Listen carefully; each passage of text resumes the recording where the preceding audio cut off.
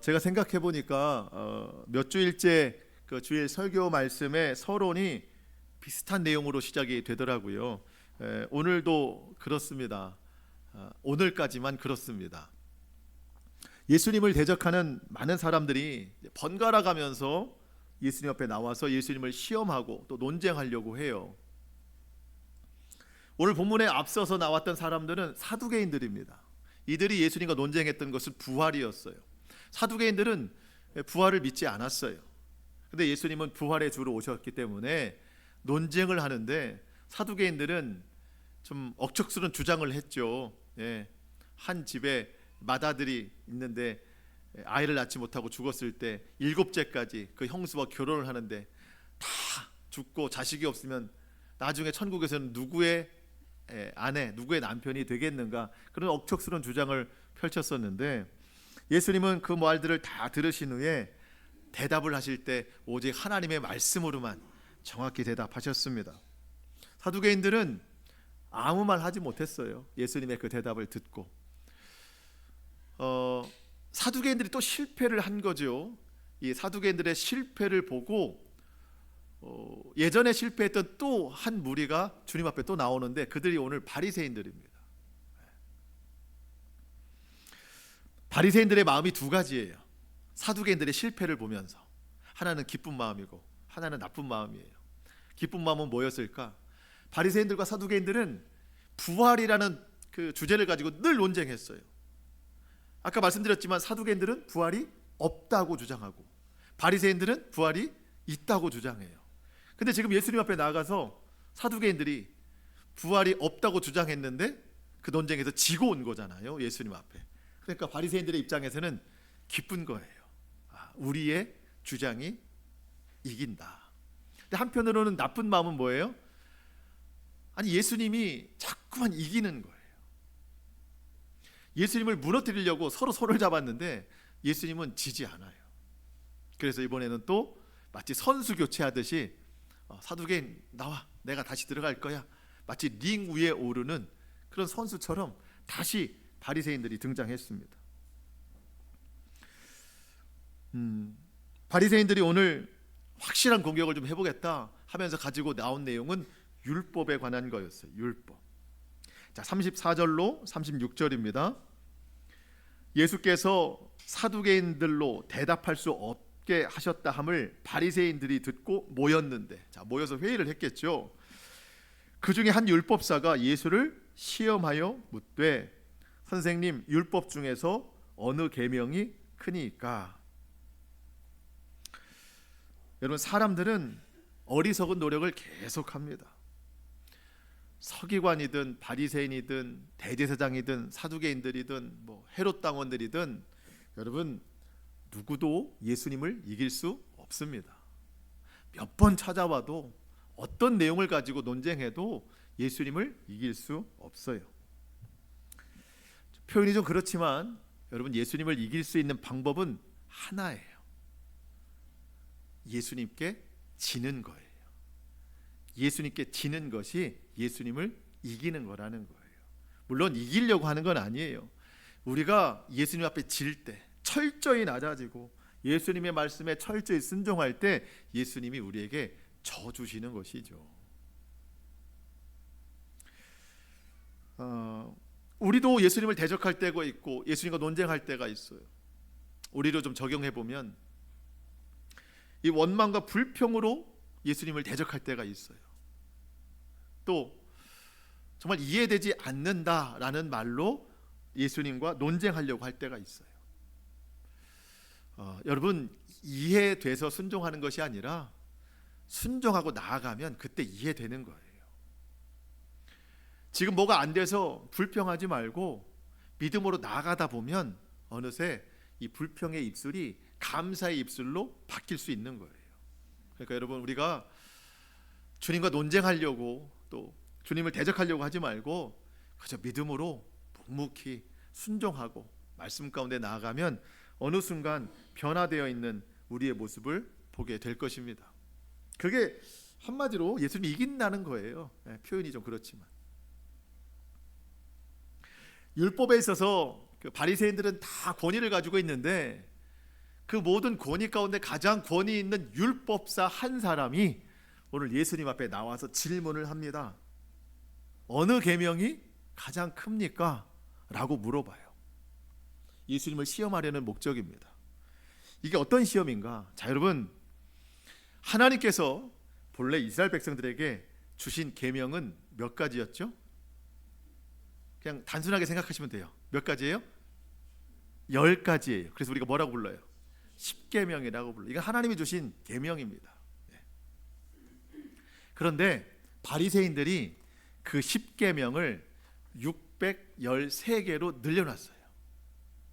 바리새인들이 그 613개 중에 248개를 해야 된다, 해야 하는 것이다 라고 만들어 놓고 365개를 하지 말라라는 것으로 정해놨어요. 그러니까 하라, 하지 말라, 이것을 그렇게 만들어 놨다는 거예요. 그러니까 10가지 계명인데 이거를 자기들이 더 많이 늘려놓고, 심지어는 장로들의 전통, 장로들의 유전, 여러분 우리가 성경을 봐서 알지만 음식을 먹기 전에 그들은 손을 꼭 씻어야 된다, 그 손을 씻지 않으면 막 죄인 취급하는, 이게 다 사람이 만들어 놓은 계명이에요. 이렇게 더 많이 확대시켜 놨다는 거예요, 사람들이 계명을.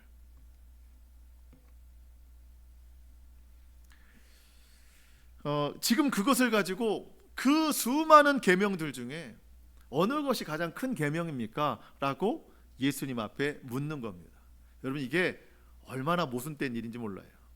아니, 계명을 만드신 분, 계명을 주신 분에게 와서 계명을 가지고 시험하는 일이에요.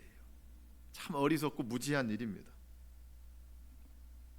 율법사들의 의도는 이거예요. 무엇을 시험하려고 하는가?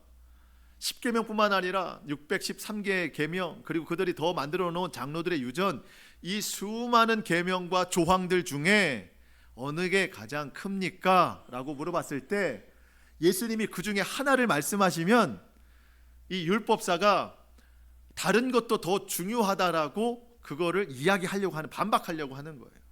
당신이 지금 하나만을 선택했는데 그 외에도 수없이 많은 것들이 중요하다, 당신은 율법에 대해서 잘 모르는 사람이다. 그렇게 율법사는 자신의 지혜로움을 뽐내려고 하는 것이고, 상대적으로 예수님이 무지한 분이라고 하는 것을 반박하려고 하는 거예요. 그 시험을 하고 있는 거예요. 예수님의 대답은 너무나도 간단하고 하지만 너무나도 분명합니다. 37절로 40절입니다. 예수께서 이르시되 내 마음을 다하고 목숨을 다하고 뜻을 다하여 주 너의 하나님을 사랑하라 하셨으니 이것이 크고 첫째 되는 계명이요 둘째도 그와 같으니 내 이웃을 내 자신같이 사랑하라 하셨으니 이 두 계명이 온 율법과 선지자의 강령이니라. 여러분, 예수님은 하나님께서 주신 계명만 딱 말씀하십니다. 사람이 만들어낸 계명, 사람이 만들어낸 조항을 말씀하시지 않아요. 오직 하나님의 말씀만 첫째가 되고 둘째도 그와 같다라고 말씀하십니다. 하나님을 사랑하라. 여러분, 10계명 중에 1계명부터 네 번째 계명까지가 하나님을 사랑하라는 말씀이에요.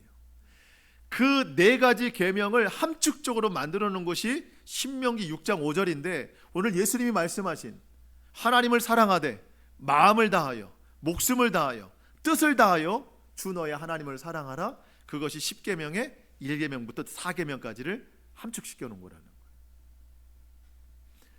이웃을 사랑하라, 이것은 10계명 중에 5계명부터 마지막 10번째 계명.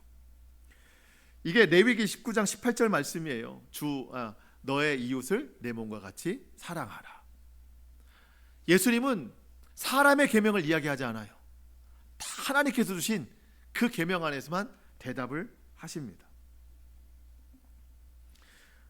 여러분, 답은 하나님 말씀 안에 있어요. 사람들이 만들어낸 조항, 사람들이 만들어낸 계명은 오히려 하나님의 말씀을 더 혼란스럽게 할 뿐입니다. 하나님의 말씀이 답이 되어야 할 첫 번째 장소가 교회예요. 여러분, 교회는 예수님이 말씀하신 첫째 되는 계명, 그리고 그와 같은 둘째 계명만 존재하는 곳이에요. 교회는. 그런데 교회들에는 사람들이 만들어낸 조항이 너무 많아요. 각자가 가지고 있는 계명들이 있어요. 각자가 만들어낸 조항들이 있어요. 하나님을 사랑한다고 하면서 그동안 내가 예수님을 믿고 신앙생활을 해오면서 나만이 가진 굳어진 나의 조항들이 굉장히 많아요. 우리 각자가. 그래서 교회 안에서 어떤 일을 할 때, 어떤 사역을 할 때 누가 어떤 일을 같이 하는데 의견이 부딪혀요. 왜 부딪히죠? 각자의 조항이 있어서 그래요. 각자가 해오던 주장이 있어서 그래요. 그때 만약 두 사람이 목사에게 와서 목사님, 이 일로 서로가 좀 해결이 안 되는데 우리 둘 중에 어느 계명이 크니까? 누구 조항이 맞습니까? 라고 목사한테 물어본다면 그 목사는 뭐라고 대답하겠어요? 그 목사도 자기 조항을 또 이야기하겠죠. 내 생각은 또 이렇습니다. 여러분, 그러면 교회는 혼란에 빠질 수밖에 없어요. 그러니까 사람이 각자 자기 조항을 이야기하기 시작하면 교회는 무너지기 시작하고 혼란스럽기 시작하는 거예요. 저도 그렇고 여러분 모두도 그렇고, 여러분, 우리는 우리에게 굳은 조항을 주장하면 안 돼요. 오직 예수님이 말씀하신 첫째 되는 것과 둘째 되는 것만 기억해야 되는 거예요. 하나님을 사랑하라, 이웃을 사랑하라. 오직 성경 안에서만 답을 찾아야 됩니다. 그래야 말씀 안에서 하나 될 수 있어요. 여러분, 성경을 뛰어넘는 사람의 지식이 없고, 저도 지금 설교 말씀을 전하지만 성경을 뛰어넘는 사람의 설교도 없어요. 성경이 가장 우선입니다. 성경의 계명대로 살아가야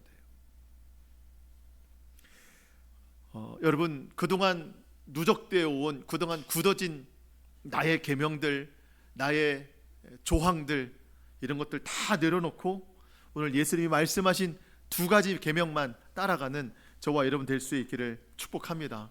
그것이 하나님의 축복으로 가는 길이에요. 그러면 예수님께서 말씀하신 이 두 가지 계명, 하나님 사랑, 이웃 사랑, 어떻게 지킬 수 있는가 한번 생각해 봅니다. 우리 다시 한번 37절, 38절 같이 한번 읽어보겠습니다. 시작. 예수께서 이르시되 내 마음을 다하고 목숨을 다하고 뜻을 다하여 주 너의 하나님을 사랑하라 하셨으니 이것이 크고 첫째 되는 계명이요. 아멘. 여러분, 마음을 다하고 목숨을 다하고 뜻을 다하여 하나님을 사랑하라. 누가 이렇게 할 수 있을까요? 이 사랑을 받은 사람이 할 수 있어요. 이 사랑을 받은 것을 아는 사람이, 경험한 사람이 이 사랑할 수 있어요. 주 너의 하나님을 사랑하라. 여러분, 사실 우리는 하나님을 사랑할 수 있는 존재가 아니었어요. 아담의 죄 이후로 모든 사람은 하나님에게서 멀어졌어요. 그 마음에 하나님을 사랑할 수 있는 마음이 없었어요. 하나님이 아니라 다 자기 자신을 사랑하며 살아왔어요. 이기적인 존재가 됐단 말이죠. 이기적인 마음으로는 하나님을 사랑하지 못합니다. 그러면 왜 예수님은 그렇게 가능하지 않은 이 말씀을 우리에게 하라고 하셨을까? 여러분, 우리가 하나님을 사랑해야 되는데 그 하나님을 사랑하기 전에 하나님께서 먼저 나를 위해 마음을 다하고 목숨을 다하고 뜻을 다하여 나를 사랑하시는 것을 알고 기억하라는 거예요. 그 사랑을 알아야 우리도 그 사랑을 할 수 있다는 겁니다. 예수님은 이 말씀을 인용하신 거거든요. 마음을 다하고 목숨을 다하고 뜻을 다하여 하나님을 사랑하라. 여러분, 이 말씀은 신명기에 있는 말씀이에요. 신명기. 자, 우리가 한번 생각을 해보면 신명기에서 하나님이 너희는 나를 사랑하라 말씀하셨어요. 그러면 그냥 사랑할 수 있는 게 아니라고 그랬죠. 하나님의 사랑을 받았기 때문에 그 사랑으로 인하여 하나님을 사랑하게 하시는 거예요. 자, 신명기면은 시대가 어때요? 이스라엘 백성들이 애굽에서 나와서 광야에서 40년 시간을 다 채운 시간이에요. 물론 출애굽 1세대는 다 죽었어요. 2세대가 이제 곧 가나안 땅에 들어갑니다. 그 출애굽 2세대에게 모세가 하는 말이에요. 하나님이 우리에게 이렇게 말씀하셨다. 주 너의 하나님을 사랑하되 마음을 다하여 목숨을 다하여 뜻을 다하여 사랑하라. 근데 우리가 사랑할 수 있을까? 예, 가능하다는 거예요. 왜 그런가? 출애굽해서 40년 오는 동안 하나님이 마음을 다해서 이스라엘을 사랑하셨기 때문이에요. 하나님이 뜻을 다해서 40년 동안 이스라엘을 사랑하는 것을 보여주셨기 때문이에요. 애굽을 떠난 그 시작부터 끝까지 하나님은 그들을 먹이셨어요. 만나와 메추라기를 먹이시고 반석에서 물을 내서 물을 마시게 하시고 구름 기둥, 불 기둥으로 안전하게 선하게 지금까지 인도해 오셨어요. 여러분 신명기에 보면은요, 이스라엘 백성들이 광야에서 옷을 계속 갈아입은 게 아니래요. 한 벌, 외투 한 벌로 그 세월을 지나왔는데 그 옷이 해지지 않았다. 그리고 발이 부르트지 않았다. 하나님이 그렇게 지키신 거예요. 그리고 여러분 이스라엘 백성들은 애굽에서 종살이 하던 사람들이에요. 전쟁에는 뭐 해본 적도 없고 능력이 없는 사람들이에요. 그런 이스라엘 사람들을 데리고 이방 민족을 만날 때마다 다 이기게 하셨어요, 하나님. 그러면서 앞으로 가나안 땅에 들어가서 어떻게 살 것인가에 대해서 모세를 통해 하신 말씀이 주 너의 하나님을 사랑하되 마음을 다하고 목숨을 다하고 뜻을 다하여 사랑하라. 하나님이 지금까지 그렇게 너희를 사랑하신 것을 너희는 알지 않느냐? 보지 않았느냐? 경험하지 않았느냐? 그 받은 사랑으로 하나님을 사랑해라. 그런 뜻이에요.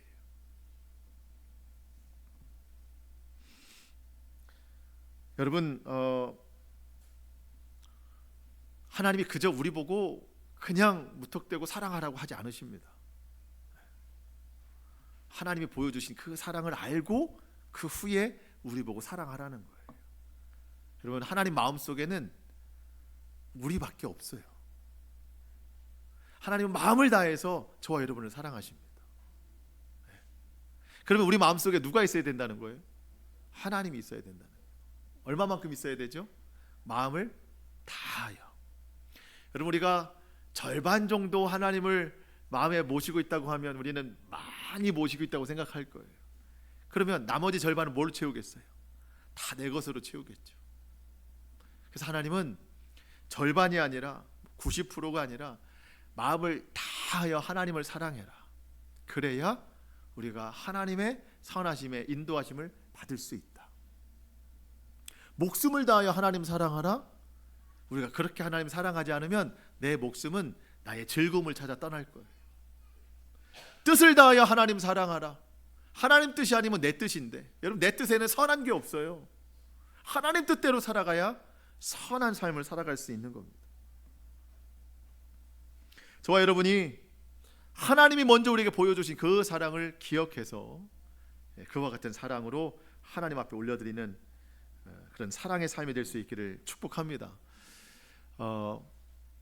구약의 백성들을 생각하다 보니까 참 우리는 구약보다는 훨씬 낫다. 그리고 구약의 백성들은요, 하나님이 그들을 위해 목숨을 다하여 사랑하신 것을 그들은 모를 거예요. 근데 우리는 알잖아요. 하나님이 목숨을 다해 우리 사랑하신 것을. 예수님이 나를 위해 십자가에 달려 죽으신 그 사랑이 바로 그 사랑이잖아요. 우리를 위해 죽으신 사랑. 성경 말씀 한번 보겠습니다. 로마서 5장 8절 우리 같이 한번 읽어볼까요? 시작. 우리가 아직 죄인 되었을 때에 그리스도께서 우리를 위하여 죽으심으로 하나님께서 우리에 대한 자기의 사랑을 확증하셨느니라. 아멘. 예수님이 십자가에 달려 죽으신 그 사건으로 인하여 하나님께서 우리에 대한, 저와 여러분에 대한 사랑을 확증시켜 주셨다는 겁니다. 주님이 생명 다해 우리를 사랑하셨어요. 목숨을 바쳐 우리를 사랑하셨어요. 그래서 우리도 목숨 바쳐 주님을 사랑하는 겁니다. 그럼 내가 주님을 위해서 생명을 바친다. 그럼 어떻게 사랑할 수 있을까? 나의 남은 육체의 때를 하나님께 드리는 거예요. 자, 여러분, 목숨은 생명입니다. 생명은 호흡이에요. 내 호흡이 있는 동안 이 호흡을 하나님께 드리는 거예요. 호흡 있는 자마다 여호와를 찬양하라. 내 호흡이 있는 동안 하나님을 찬양하며 살아요. 하나님 앞에 감사하면서 살아요. 나에게 육체에 있는 이 생명의 시간 동안 하나님 말씀에 순종하면서 살아가는 것, 그것이 목숨을 다해 살아가는 거예요. 여러분, 뭐 괜히 어디 가서 순교를 일부러 하려고 하지 마시고 매일의 생명을 하나님 앞에 드리는 게 목숨 다하는 사랑이에요. 열매 맺는 신앙이죠. 그리고 이런 생각이 좀 들었어요. 저도 가끔 드는 생각인데, 여러분 이런 생각 혹시 드실 때 없었어요? 하나님, 아무리 하나님 뜻이라도 전 죽어도 못합니다. 아무리 하나님 말씀하시고 하나님 뜻이라도 저는 죽어도 못합니다. 혹시 이런 생각 해보실 때 있나 모르겠어요. 정말 죽어도 못합니다. 어쩌면 그 일에 순종하는 것이 목숨을 다하여 하나님을 사랑하는 일인지 모르겠어요. 죽어도 못합니다 하다가 하겠습니다. 이게 목숨 내놓는 사랑인 거예요. 여러분, 예수님의 십자가는 그냥 우리가 생각하고 묵상하는 것만으로 끝날 일이 아닙니다. 십자가는 묵상의 주제가 아니라 행함의 주제예요. 주님의 십자가를 내가 짊어지고 주님 앞에 나아가는 거예요. 목숨을 바쳐 사랑하는 것, 주님의 십자가를 내가 지고 주님 따르는 겁니다. 주님을 사랑한다고 말은 하죠. 하지만 그 말에 증명이 없어요. 뭘로 사랑할까? 우리 주님은 이렇게 대답해 주십니다. 요한복음 14장 21절 같이 한번 읽어봅니다. 시작.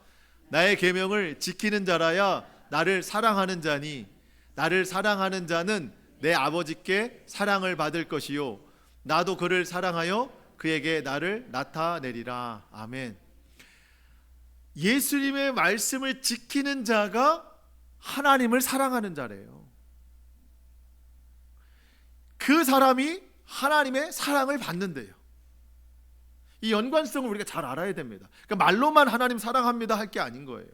한 구절 더 볼까요? 요한일서 5장 3절 시작. 하나님을 사랑하는 것은 이것이니 우리가 그의 계명을 지키는 것이라. 그의 계명은 무거운 것이 아니로다. 아멘. 하나님을 사랑한다는 것은요, 하나님의 말씀을 지키는 거예요.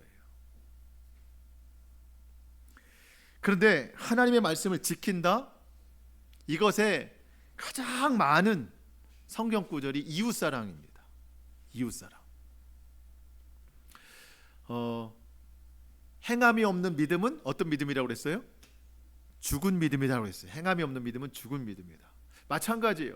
내가 하나님을 사랑합니다 해놓고 하나님 말씀에 순종함이 없으면 이 사랑 고백은 죽은 고백이에요. 실제가 아닌 거예요. 나는 착각하고 있는 거예요. 하나님께서 이웃을 사랑하라, 서로 사랑하라 말씀하셨습니다. 그 계명을 잘 지키는 자가 하나님을 사랑하는 사람이에요. 그래서 오늘 말씀하시잖아요. 39절 40절 둘째도 그와 같으니 내 이웃을 내 자신같이 사랑하라 하셨으니 이 두 계명이 온 율법과 선지자의 강령이니라. 율법과 선지자의 강령. 율법은 모세오경, 선지자는 예언서. 그러니까 이 구약 전체를 뜻하는 거예요. 구약 전체가 하나님 사랑, 이웃 사랑이다.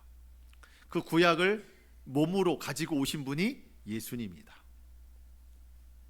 둘째도 그와 같으니, 첫째, 둘째 순서는 정해져 있지만 그 의미는 따지기가 어렵다. 중요도는 순서가 없다. 하나님을 사랑하는 자는 이웃을 사랑해야 된다. 이웃을 사랑하는 자가 하나님을 사랑하는 것이다. 하나님 사랑을 받은 자만이 이웃을 사랑할 수 있다. 두 개의 성경 구절을 좀 함께 읽어보려고 하는데요. 저는 이 두 개의 성경 구절을 비교해서 나누는 것을 마음에 많이 새깁니다. 여러분, 이 성경, 두꺼운 성경책 중에 가장 핵심이 되는 구절이 요한복음 3장 16절이에요. 이거는 구원의 핵심 교리입니다. 같이 한번 읽어볼까요? 시작. 하나님이 세상을 이처럼 사랑하사 독생자를 주셨으니 이는 그를 믿는 자마다 멸망하지 않고 영생을 얻게 하려 하심이라. 아멘. 구원의 핵심 교리예요. 구원의 핵심. 근데 여러분, 구원의 핵심 교리가 있다면 구원받은 사람들이 어떻게 살아야 될까? 실천의 핵심 말씀이 있어요. 실천. 구원받은 사람이 어떻게 살아가야 될까? 그게 같은 사도 요한이 쓴 요한일서 3장 16절이에요. 요한일서 3장 16절. 같이 한번 읽어볼까요? 시작. 그가 우리를 위하여 목숨을 버리셨으니 우리가 이로써 사랑을 알고 우리도 형제를 위하여 목숨을 버리는 것이 마땅하니라. 아멘. 같은 3장 16절입니다. 근데 요한복음은 구원의 교리 핵심. 요한 1서 3장 16절은 구원받은 사람이 어떻게 살아야 될까? 어떻게 살래요? 목숨을 버리면서 살래요. 목숨을 버리면서.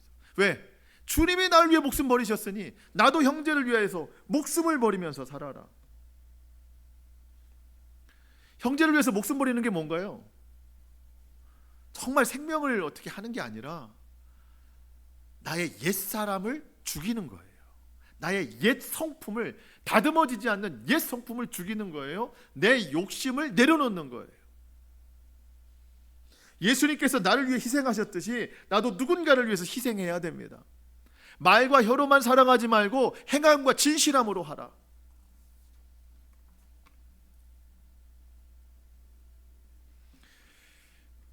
요한일서 4장 19절. 우리가 사랑함은 그가 먼저 우리를 사랑하셨습니다. 우리가 하나님을 사랑하고 이웃을 사랑할 수 있는 이유는 하나님이 먼저 우리를 사랑하셨기 때문입니다. 그러면서 이 말씀이 중요해요. 시작.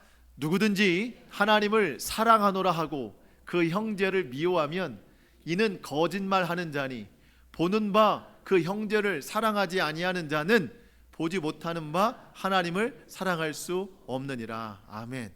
지금 우리 성도들, 우리 성도들조차 사랑하지 못하면 보이지 않는 하나님을 사랑한다는 말은 거짓말이라는 거예요. 가정에서 가장 귀한 가족을 사랑하지 못하면 그 가정의 주인 되신다고 하는 하나님을 사랑한다는 말은 그 거짓이라는 거예요. 내가 하나님을 사랑한다고 하는 것이 진실하고 생명력 있다는 것이 증명이 되려면 이웃을 사랑해야 돼요. 가족을 사랑해야 돼요. 우리 성도들을 서로 사랑해야 돼요. 우리 주변에 있는 사람들을 사랑해야 돼요. 말로만 하는 것이 아니에요. 계명을 지키는 거예요. 실제로 행하는 거예요. 우리 그런 생각할 수 있어요. 아무리 그래도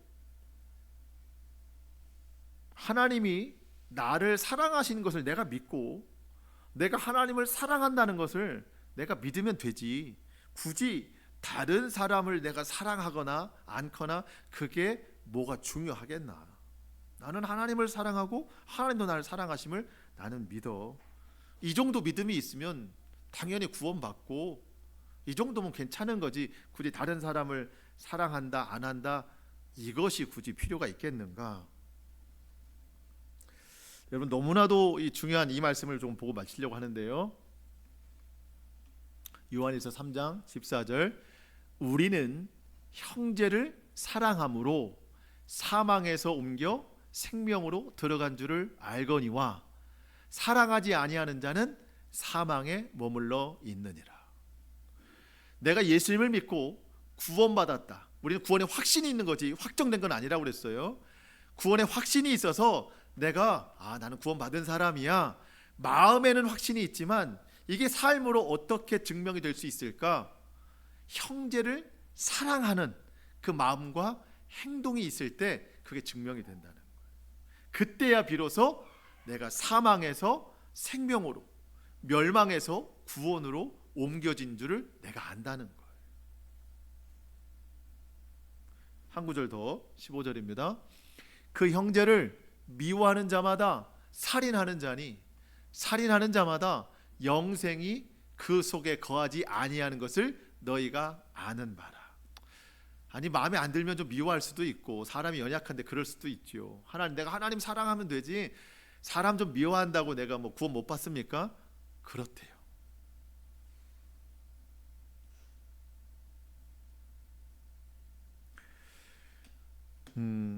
여러분, 성경은 분명합니다. 예수 믿으면 구원 받아요. 근데 그 구원 받는 믿음이 생명이 있느냐, 살아있는 믿음이냐, 그것은 형제를 사랑하는 것으로 증명이 된다는 거예요. 우리는 하나님을 사랑하고 예수님을 잘 믿는다고는 하는데 나머지 조항들을 내가 만들어요. 하나님 사랑하고 예수님은 잘 믿을 거예요. 하지만 누구누구는 내가 사랑할 수 없어요. 누구누구는 용서할 수 없어요. 왜냐하면 다 이유가 있기 때문이죠. 내가 그 사람 사랑하고 싶어도 그 사람이 사랑하게 만들질 않아요. 그 사람은 이유가 많아요. 나랑 맞지 않아요. 그래서 사랑할 수가 없어요. 나의 계명들이 굉장히 많아져요. 여러분, 그 계명들을 내려놔야 되는 거예요. 구원에 있어서는 두 가지 계명밖에 없어요. 하나님 사랑, 이웃 사랑. 교회에서는 두 가지 계명밖에 없어요. 하나님 사랑, 이웃 사랑. 나의 그 악한 계명들은 다 내려놔야 돼요. 그래야 내가 사망에서 생명으로 들어갈 수 있는 거예요.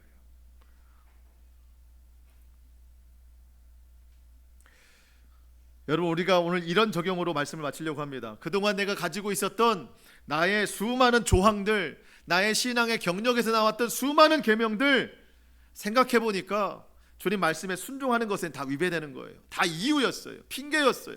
그런 것들은 다 내려놓고 오늘 저와 여러분이